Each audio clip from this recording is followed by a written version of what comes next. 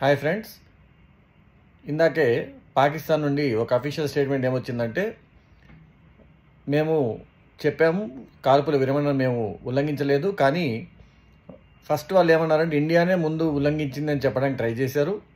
అది ఎవరు నమ్మకపోయేసరికి మళ్ళీ మాట మార్చి మా బార్డర్లో ఉన్న సైన్యానికి ఆ మెసేజ్ అందలేదు, అందిన కొందరు సైనికులు ఆ ఉద్రేకంలో వాళ్ళు మాట వినలేదు, కొంచెం కంపించారు, అన్స్టేబుల్ అయ్యారు.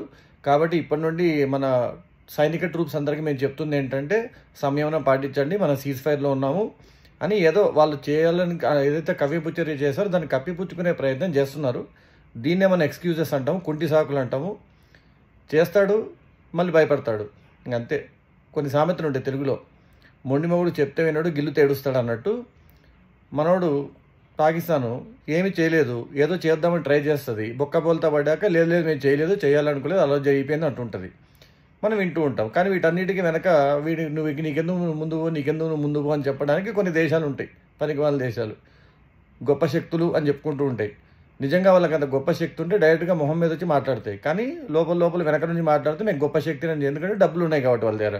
అండ్ డబ్బుల కోసం ప్రపంచంలో అందరూ ఇంక్లూడింగ్ భారతీయులు కూడా వాళ్ళు చూపించే డాలర్ల వెనక పడతారని తెలుసు కాబట్టి వాళ్ళకి చులకన. ఇంకా మనం ఏం చేయలేము. మనం ఎంత జై భారత్ అన్నా సరే వాడు వచ్చి డాలర్ ఇవ్వగానే జేబులో పెట్టుకొని జై భారత్ అంటాం. సో ఆ డాలర్ వద్దు నాకు అని చెప్పి నేను ఒక నెల రోజులు పస్తులున్నా పర్లేదు అనుకొని ఏదైనా మన దేశం కోసం చేస్తే బాగుంటుంది, కానీ మన వాళ్ళు ఎలా చేయరు. అది ప్రాక్టికల్గా పాసిబుల్ కాదు. ఎంత దేశభక్తి ఉన్నా డబ్బులు కనిపించగానే ఫస్ట్ డబ్బుల్లోకి చేతులు పోతాయి.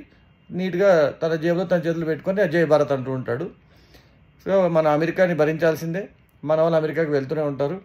కొంత టెక్నాలజీ నేర్చుకుని ఇక్కడికి వచ్చి బాగు చేయడానికి వెళ్తామని చెప్పి వెళ్ళిన వాళ్ళు ఎవరిలో 90% పీపుల్ అమెరికాలో వెళ్ళి సెటిల్ అయిన వాళ్ళు మళ్ళీ ఇండియాకి రారు. ఏదో చెప్తుంటారు ఇండియా ఇట్లుంది అట్లుందని. ఇక్కడ పుట్టి పెరిగి ఇక్కడ అదే వాతావరణం మొత్తం ఎంజాయ్ చేసి అక్కడికి వెళ్ళేసరికి సడన్గా ఇండియా చెడ్డగా కనిపిస్తుంది. ఎందుకంటే అక్కడ మురికి ఉంటుంది, ఇక్కడ దుమ్ము ఉంటుంది. వాళ్ళు తెలియదు ఏంటంటే ఆ దుమ్ములో పుట్టిన తిండి తిని అక్కడ అంత గట్టిగా అయ్యారు కాబట్టి అమెరికాకి వెళ్ళి చదవగలుగుతున్నారు, లేదా పని చేయగలుగుతున్నారు. అది అమెరికాలో పుట్టుంటే వాళ్ళకి బుర్ర ఉండేది కాదు, ఆ బుద్ధి ఉండేది కాదు, ఆ ఉద్యోగాలు కూడా ఉండేవి కాదు. సరే ఎంత అనుకున్నా ఏమిటి, కానీ మన బంగారంలో లోపల మనం ఏం చేయలేము.